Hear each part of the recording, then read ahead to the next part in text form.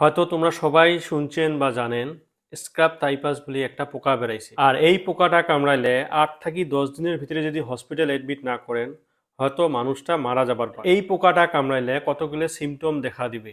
আর সিমটমগুলো হয় চোখ লাল হবে, মাথার বিষ উঠবে, জ্বর উঠবে, পেট বেয়া করবে, কালা দাগ হবে, এই ধরনের কতগুলো নানান ধরনের সমস্যা দেখা দিবে।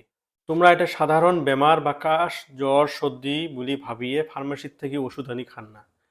বগলের হসপিটাল আছে, হসপিটালত যাবেন, হসপিটালত যেয়ে ডক্টরের সাথে কনসাল্ট করবেন। এই পোকাটা কিন্তু ঝড়ির দিনত বেশি বেড়ায় আর ঘাসের মধ্যে থাকে। সবার বাড়িতে কম বেশি ছোট ছাওয়া আছে, সবাই ছাওয়াগিলাক সাবধান করে দেই যাতে বাইরে খেলবার গেলে আমরা ভাল করে লক্ষ্য রাখি এই পোকাটা কামড়াইছে নাকি। পোকাটা কামড়াইলে তোমরা জানাই পাবেন না, প্রথমে কয়দিন পরেহে সিমটম গিলে দেখা দেব। যাই না হোক এলা আমার সাবধান হওয়া লাগবে। আমার ছাওয়া পাওয়া গেলে যেহেতু বাইরে খেলায়, ছাওয়া পাওয়া গেলে নজর দেওয়া লাগবে যাতে কোনো ধরনের ইনসিডেন্ট একটা না হয়। এটা একটা ছোট ইনফরমেশন আছিল, ভিডিওটা সবাই শেয়ার করে দিবেন যাতে সবাই জানা পায় বা বুঝি পায় বস্তুটি। ধন্যবাদ।